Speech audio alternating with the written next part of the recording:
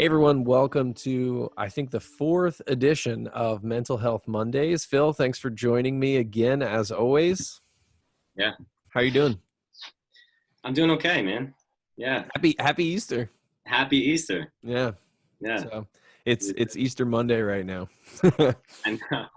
Which I, is funny because I feel like for me, hey, we're being technically off right now, actually. yeah, we are off. Off. I mean, I've been off for 30 days now. um no, I feel like for me, because I'm so involved in the production every year, that I feel like Easter Monday is usually this giant hangover of emotions and like Oh yeah. um, just like exhausted, and I usually don't get out of bed for a while. And it was largely the same this year. I mean, I feel like we tried to do as best a production we could, and there was a lot of it was different. There was a lot less running and a lot more of like yelling at the computer and stuff, but. Um, I feel like for me, the emotional hangover wasn't as steep because I just got to kind of sit with my family and watch Yeah, Easter, which was cool. So yeah, that's right. When I called you for help at around the third service, what were you saying? You were done for I the said I checked out. That's good. That might have been like the Yeah, first time in my almost 10 years at Emergence that I was just like not doing anything. great. I like that. No, it felt good though. It was nice. We caught the 10:15 as a family, and then the beginning, just because we loved the beginning so much, the worship set, we rewatched the worship set for the 11:45, which was really nice. And dude, Awesome. it was just so cool, like being on Facebook and looking at all the comments roll in and seeing friends, Yeah, felt like we were there together. So I, I know. And it's been kind of growing every week. So, and yeah. especially on Easter, which would make sense. Yeah. Yep, for sure. So, last week we did kind of a short week, and you gave us some practical tips for kind of caring for folks, how to have good conversation if one party in a relationship is, feeling anxiety, how to care for them, how to communicate if you're having anxiety. And I had thrown in just a little bit of like, hey, maybe we could talk about expectations. Hmm. So maybe this week, maybe that's where we could start, and we'll just see where it goes, because I know for me and for my family, that's always the thing we're kind of trying to be mindful of, is like, what are our expectations in Yeah. everyday life? What are my expectations of myself? And, one of the things I hear a lot um, is, in particular, is like, hey, I'm healthy. I have Jesus. I haven't lost my job. I should feel great, Okay. which is kind of funny, right? Like, because Right. right now, 35 days into quarantine, like, should you feel great? Should that really be your Should is expectation? a pretty Even if, dangerous word, yeah, man. yeah. So, is that a good jumping point for you to start Yeah, to talk about this, and then I can maybe just I feel like interject as we go along? should is definitely a dangerous word just in general. I should be feeling this, especially when associated with like feelings. Because Mm, like when you think about feelings, it kind of is what it is.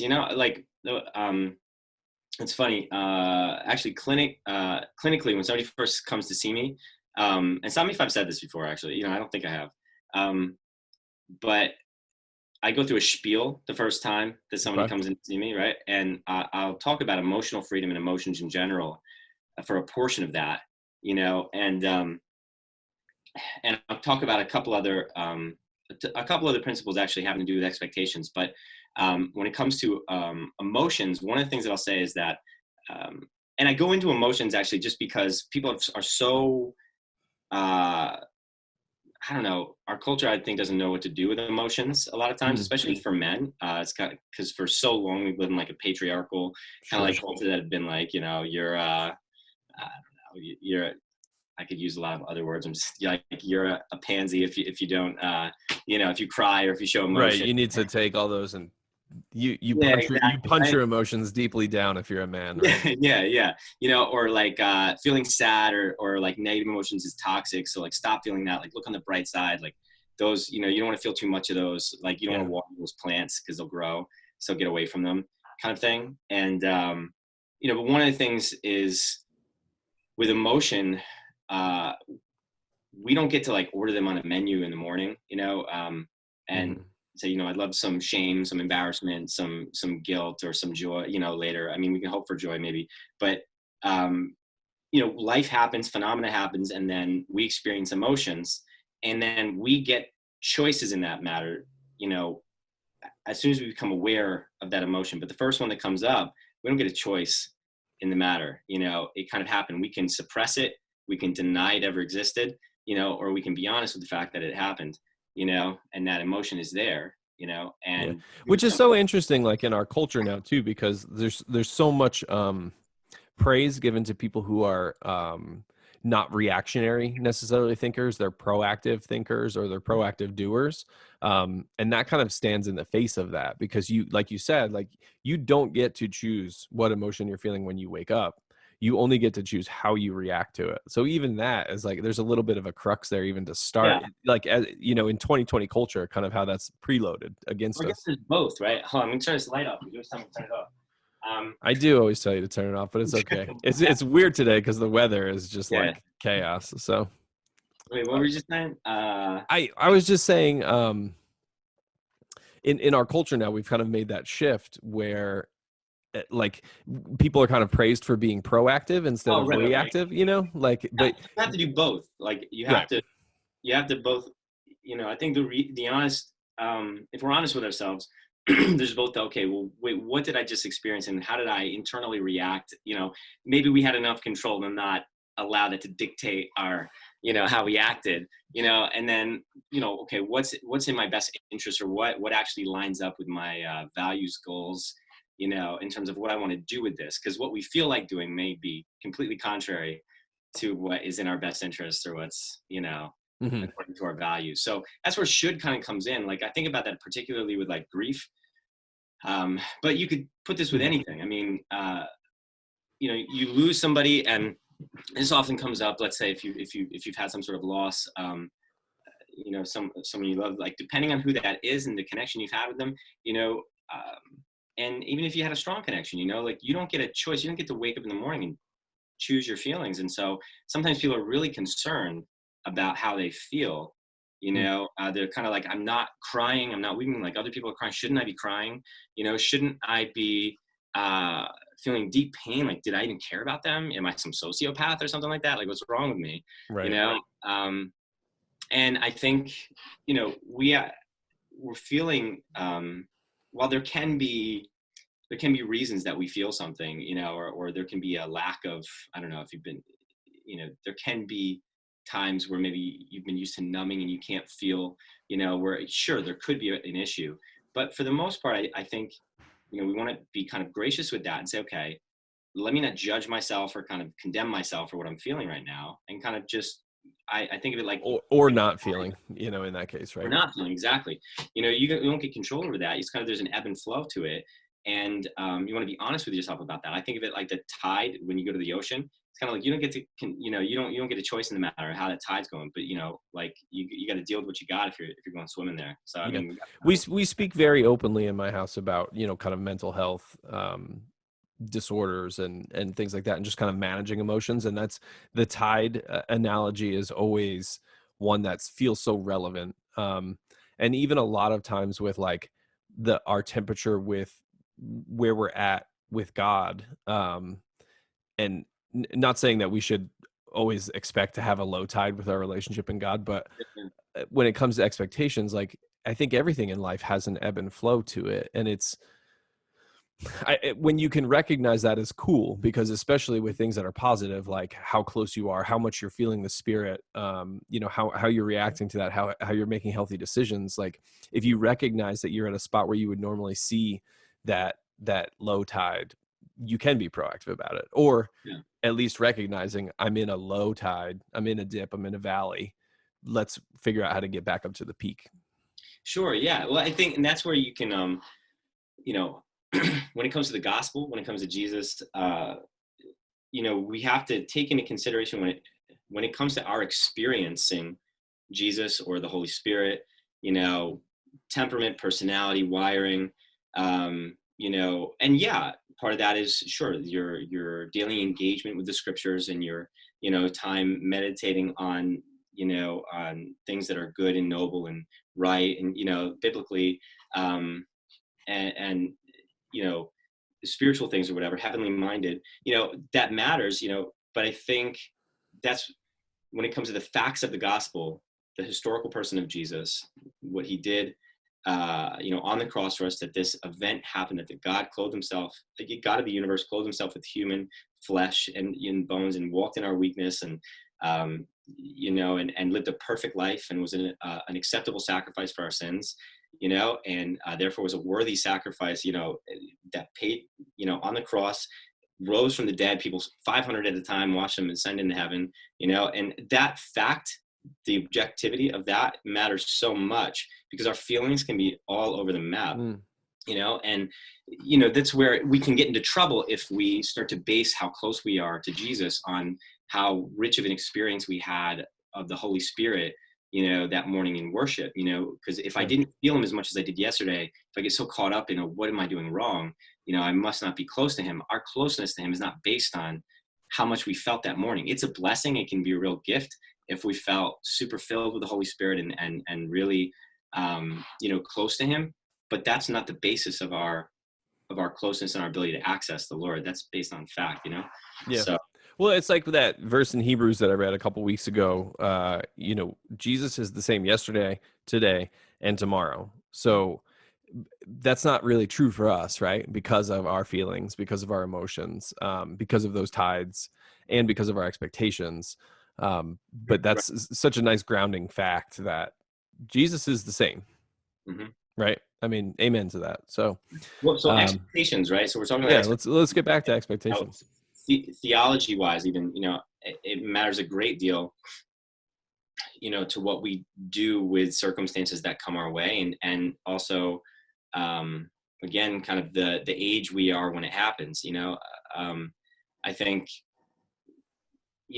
that's why a biblically accurate view of God, of the fall, of what we can expect, from God, what he's promised, what he hasn't promised, these things really matter, and have have a big effect on how we interpret and compute what goes on. I can think of somebody, I know that when he was younger, and he was not he went to church, but I think one of those churches where they didn't pick up their Bible a lot, and felt he was close to God, but then his 10-year-old cousin got cancer, and and there he was this innocent kid that that he saw that loved him, treated him well, and and I think in his case, when he was taken, it's kind of like it really,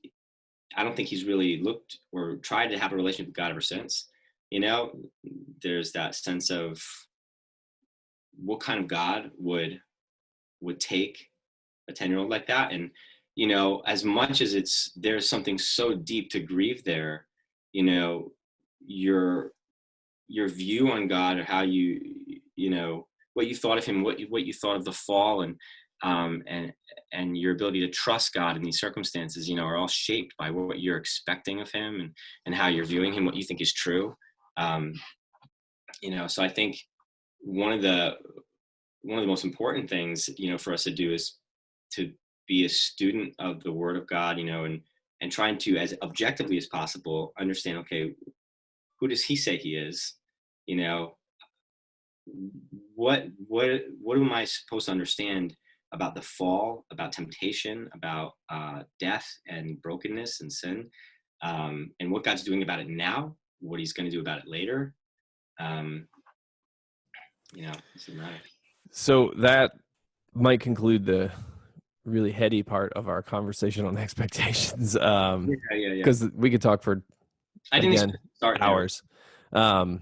I wonder, as I think about that, because I think everyone has their expectations of God. I think that rabbit hole that we could go down might just not be super helpful for people stuck at home right now. So I wonder if we were to pivot to encourage people, like, I think that those are great nuggets, like stay in the Word, ask questions. That was the best thing out of Ryan's sermon yesterday, in my opinion, Yep.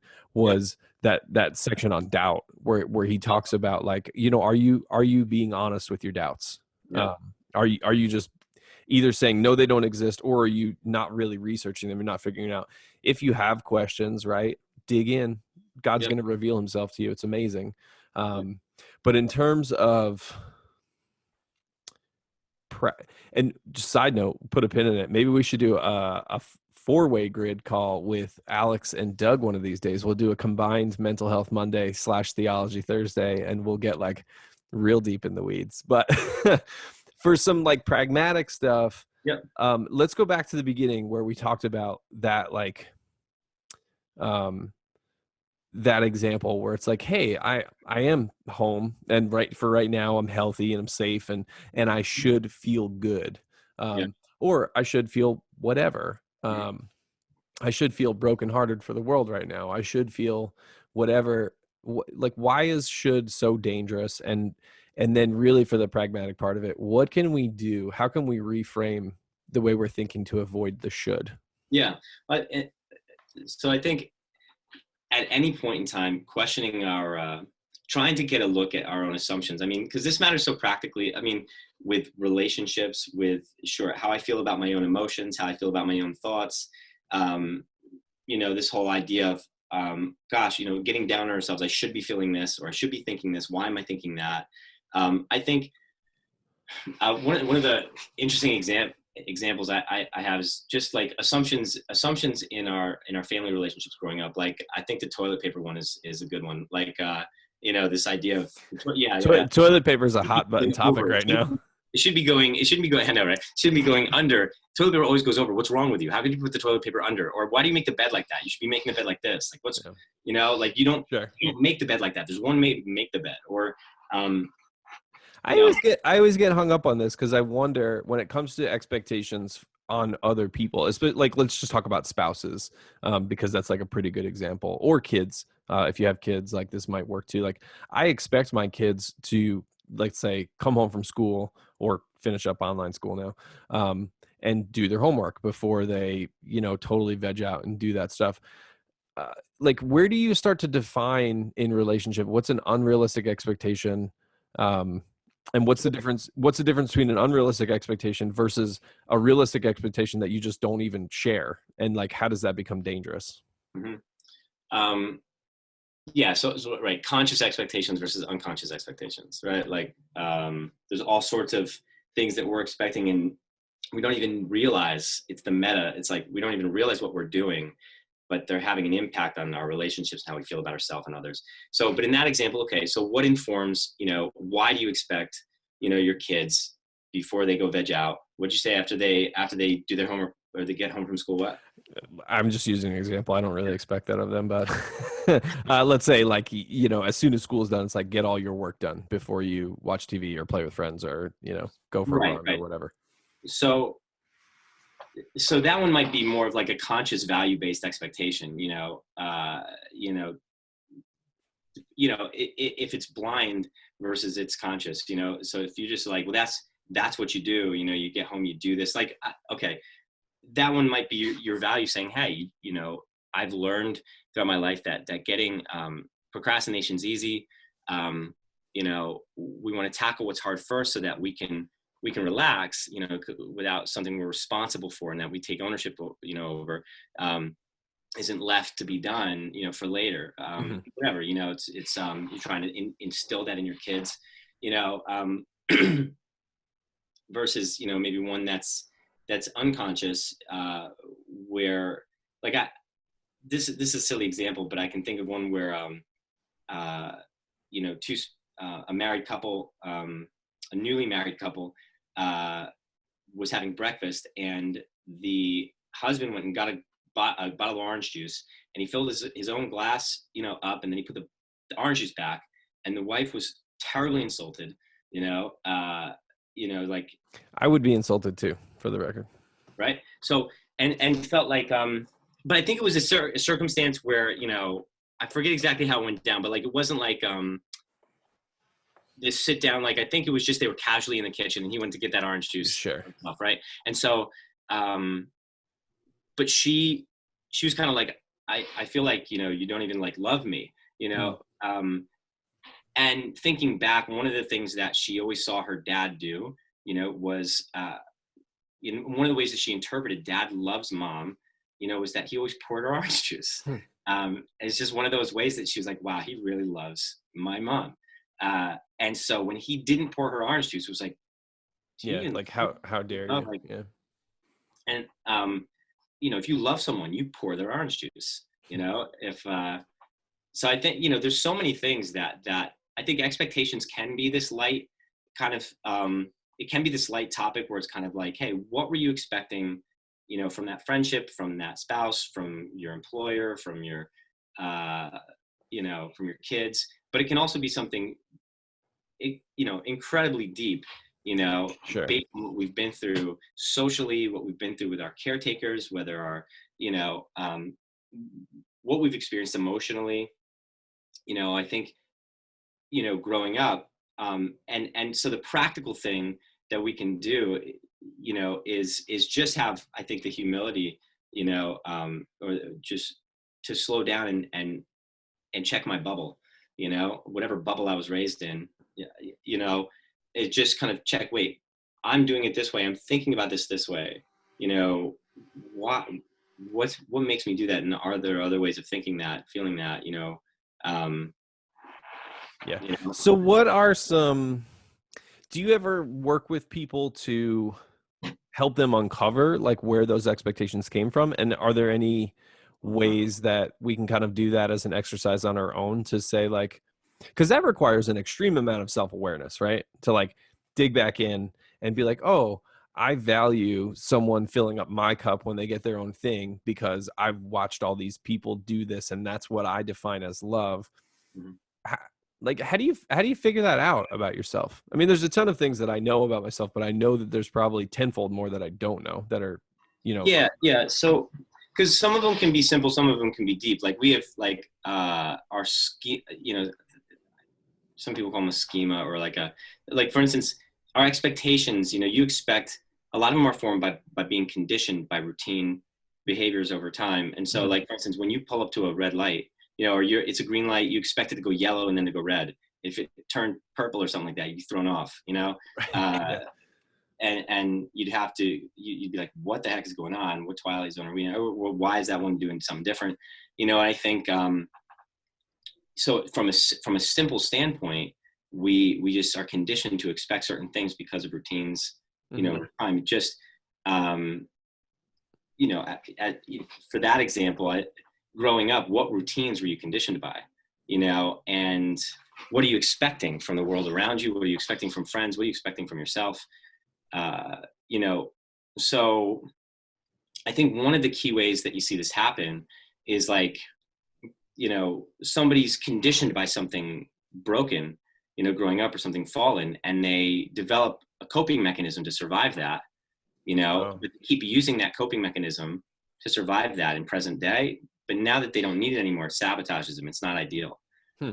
and so what you end up finding is you catch people kind of sabotaging themselves by doing something that's not necessary, or that's detrimental. And it's kind of like, you know they're doing it without maybe even questioning. So for instance, uh, I don't know, if somebody's been bullied, growing up, and they um, learn to expect, uh, people to kind of put them down, so they create a distance, from other people. Sure. So I think the thing is when we start seeing, um, let's say, ourselves get fearful about something. Maybe you think of somebody who's, been cheated on in a past relationship, and now they're in a relationship, and whenever they're in a room, they scan the environment for threats, Sure. and they push away, from people that could be threats, or they expect, you know, um, them to try and, get close to their guy or something like that, um, or if you've been, um, if you're highly protective of your kids, um, I think this is where you catch it. It's like you become wherever you're hyper vigilant, or wherever you kind of can see my emotions are kind of going higher than they normally would, Hmm. you might, ask yourself the question, okay, wait, where have I experienced some of this before? So like if you got ultra mad, like at something, somebody gave you uh, let's say normally a circumstance would require a 4 out of 10 kind of reaction, Sure, from sure. you, and you're feeling like an 8, you know, in that, I think that's one of the key ways, like your kids are, your kids do something and you find yourself getting super upset about it, or a friend, and you think, when you cool down, you think to yourself like, whoa, like, why did I get so mad? Like I got really pissed. And now that I can see my reaction, like that was a little bit over the top. Yeah. I think that's a great moment to ask yourself, okay, wait, I'm not crazy, but there's a reason I did that. There's a context for that. So if it wasn't all in this moment, where else have I felt that before? Right. Yeah. Yeah. That's hard too, because I feel like it requires so much humility. This happened to me recently, and that moment, it's almost like, have you ever had like just a bizarre dream, and you're kind of like half awake, half asleep, and you're like maybe saying stuff like in your sleep. You wake up and you're like either mad or you're scared or whatever, and you're like, and then all of a sudden you realize it was a dream, and you have almost that like moment of embarrassment that washes over you. That was like very similar to my experience, where I was like, oh, I just reacted at a 9 when it should have been a 3. And now not only do I have to apologize for this and kind of, make amends, but I also have to deal with like the embarrassment of having done that in that moment. So yeah, and it would be nice if there was something that was more easy to dig into those Yeah, things. no, I know, Just like man. kind I of mean, making a fool of yourself. well, it depends. I think the more embarrassing the moment, the more humility it requires. Or the more intense, the more people have to tiptoe around you. In the thing, the more, yeah, humility is probably going to require, because the booger on your face is that much bigger. To kind of like that's been on there all that time. Like Yeah. I can tell you a really embarrassing one. That so my I don't know, 5 years ago, 6 years ago, something like that. Um, you know, my daughter did something and I gave her a consequence, for it. And my wife, who never does this really, but she stepped in and advocated and kind of usurped, or Yeah. the moment, and kind of sided with my daughter, and so I became powerless to execute, the discipline. And I got so mad, like so mad. We were eating breakfast for dinner. I remember it that night, and I went and I took my eggs and I sat in a car. and I, Yeah. like I was so mad, man. And I even started to drive away. Like I'm gonna eat my eggs like somewhere else, and like and I called. I was like, what am I doing, And I came back and I was like, okay, this is crazy, and I brought my eggs back inside. I was like, I'm gonna eat with you You guys. you literally and figuratively had egg on your face. Yeah, yeah, I did. Oh And, man, that's pretty much what happened to me too. So I mean, it wasn't eggs. I think I took my desktop computer and I was like walking out of my room. I was like, I'm going somewhere else. yeah, yeah. Um, but So just we yeah, had just acting like a total fool, and then right. and then having that moment where I was just like, oh, this is probably part quarantine life. This is part something deeper, and what is it? And then I did, kind of over the matter of maybe like a half a day, really kind of think about um what was the root of that. And it was something, it was far back. What'd you figure out? I had thought about, Transparent with us about it. it was just the way my parents had parented me, and kind of just digging into some of their interactions, and kind of never um yeah, I mean, I always felt like my father kind of was usurped a lot in his like ability to kind of discipline us or talk to us, or kind of do that stuff, which is a whole other can of worms. But it felt like in that moment,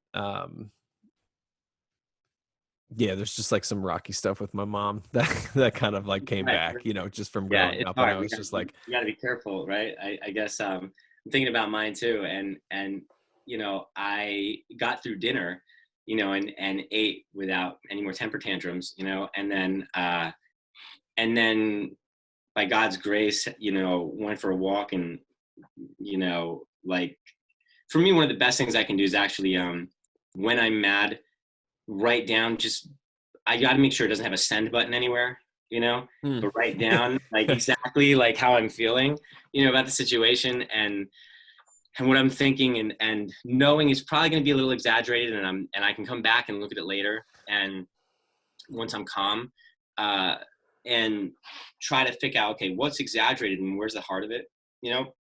And so I took a walk and I was kind of doing that and um, you know and for me just realized something that I would have never like I don't think I would have ever picked up on if I hadn't just asked myself, okay, wait, where have I felt that before? Because it wasn't just traditional, well, that's happened to me in the past, Right, right. as much as it It was was something it was that a little that's more been convoluted and to get there, right? Mhm. Yeah. So, and I think for me, it was one of those things was like, gosh, I realized how much it wasn't so much that I was upset of something that was happening with my wife at the time. It was more so something I was afraid of becoming our future. Hmm. Um, and yet for some reason my head was like seeing it one time it felt like wow like this is our life like this is what it's going to be when it was like no like this is an instance and I was able to come back and talk about it with her and and it was interesting we found that we and this happens a lot we had unique kind of complementary uh kind of situations where Hmm. I think there were times where she probably wished somebody would advocate for her and and kind of left at that and I think I had seen examples where you know of that happening with authority figures in my life and feeling like gosh like I wouldn't want that to be me so Right. um so But I think it is interesting when you keep perspective. When you have a marriage that puts Christ at the center, you kind of can always go back to the peaks and valleys, like we talked about earlier, versus that fear of dropping off the cliff, mhm, right? And that's kind of I think where we pushed back into last week when we briefly touched about like what fixes things, right?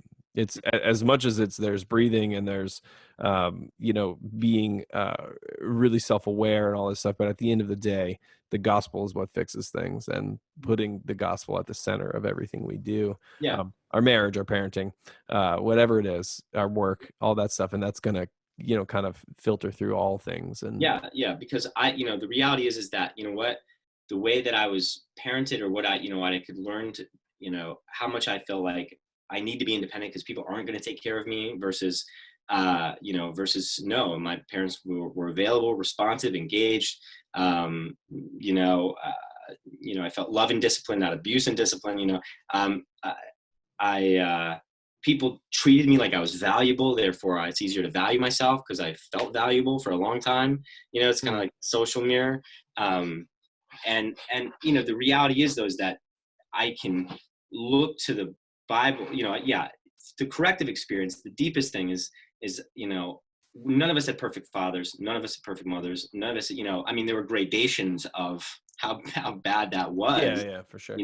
social circumstances, marriages modeled, you know, uh, but these things, the reality is I can look to scripture for a more corrective way of viewing things, but it could just be hard, for instance, like God loving unconditionally, his agape, walking in truth and love. Uh, if I'd never experienced unconditional love, uh, that's where the people of God walking out, living out the Imago Dei, walking in that love, uh, it's really, it can be so helpful in allowing us to experience a little bit of what we get perfectly from him. And it can be hard when we've never experienced a little bit of selfless giving love that doesn't demand in return or that isn't conditioned on Yeah. on our behavior or on what we do for them, to believe or to conceptualize this is what God's like if I don't have something to taste that I've experienced before.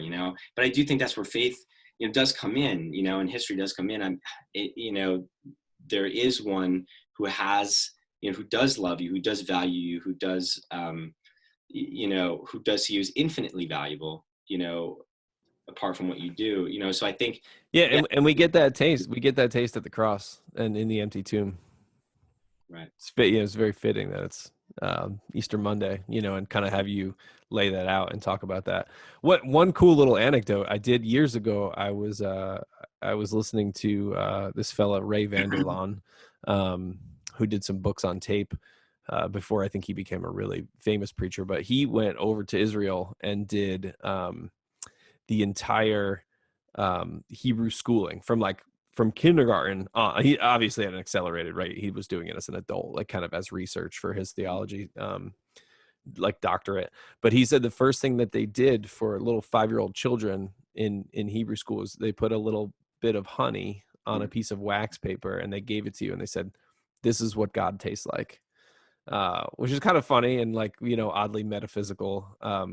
But when I think about like if you put a whole spoonful of honey in your mouth and how overwhelmingly sweet that is, and like instantaneously recognizable, and there's clearly something there emotionally and mentally where like you need a taste, you need it, like, and that's why and I think that's why we get filled up by being in ministry, is because we get to be tools to kind of build these services to hopefully allow people to get a taste of what God is, or serve the community so people can get a taste of what God is, and then start to experience, even in tiny broken little ways, what unconditional love can be like. Mm-hmm. Yeah, I think that is the privilege that, the more that I can experience, again, being connected to the vine, or understanding that, Jesus is our rock, our center of gravity, the more that we can tangibly walk in this reality that, as difficult as it is, the reality is that people, they're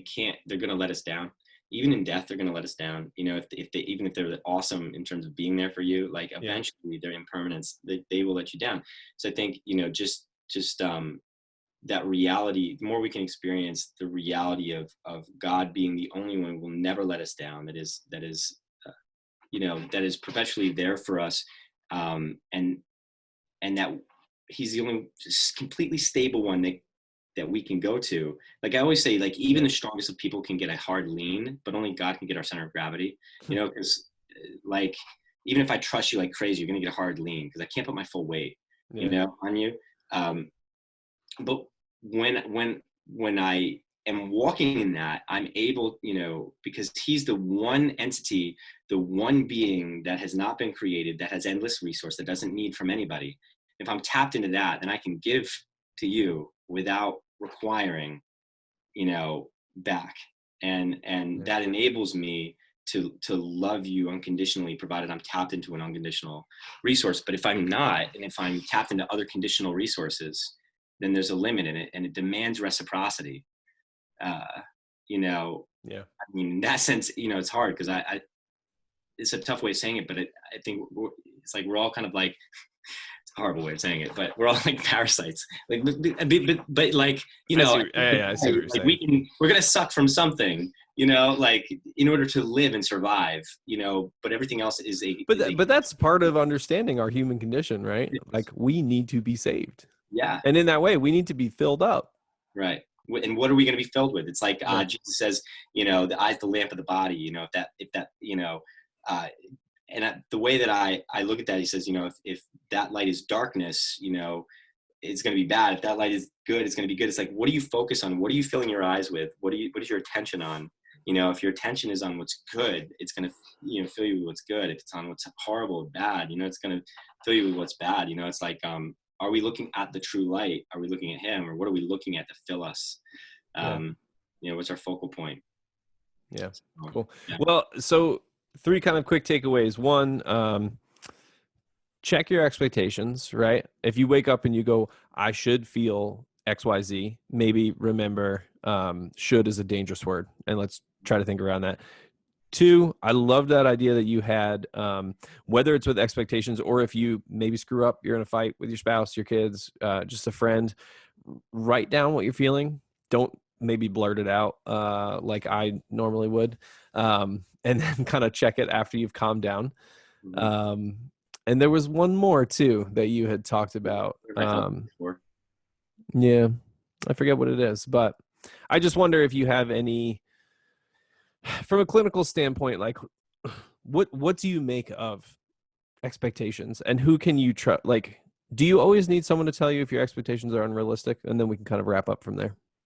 Well, I mean, again, I think that's where it's like,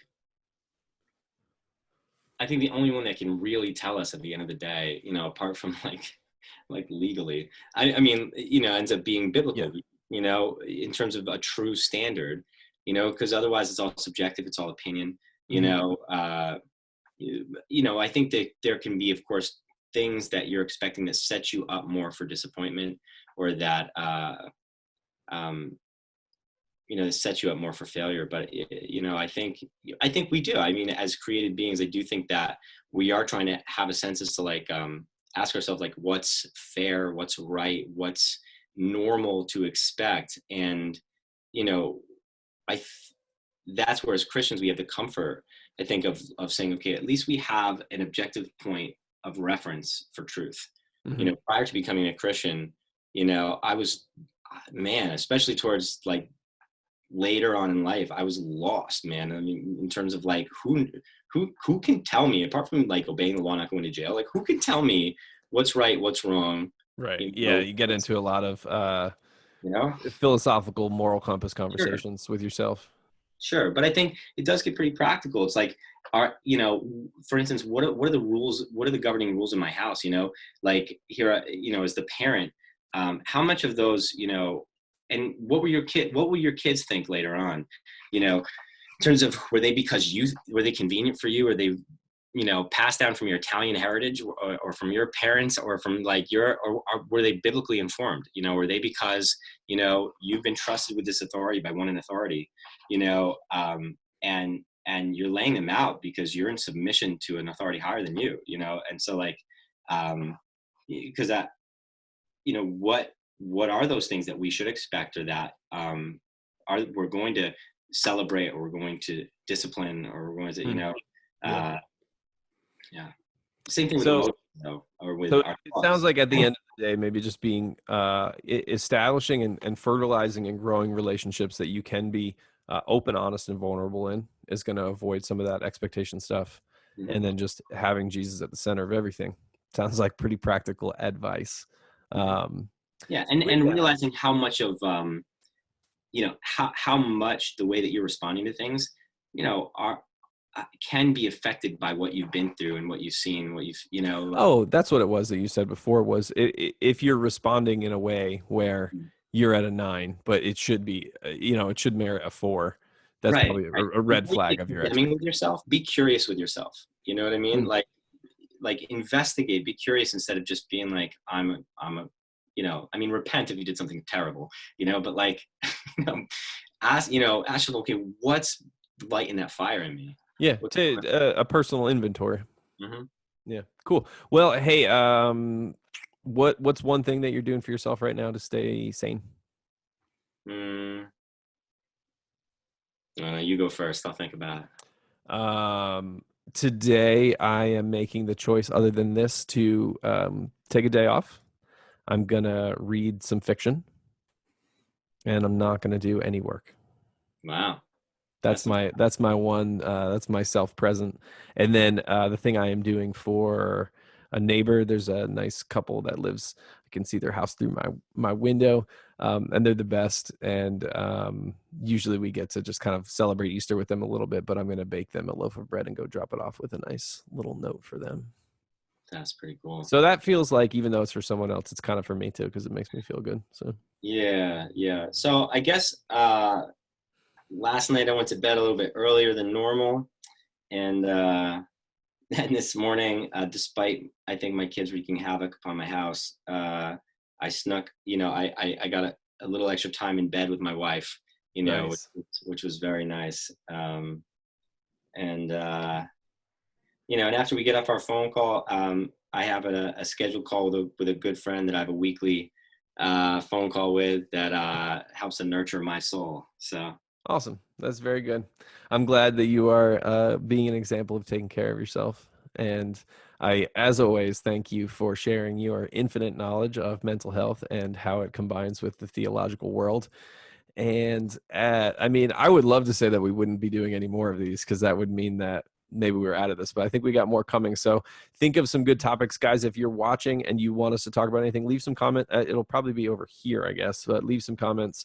If there's anything that you have questions about, we'd love to start kind of answering some questions as we get them. So it's been fun, Phil, and I look forward to it every week. This is one of the highlights of my week. So yeah, too. I'll see you. Bye.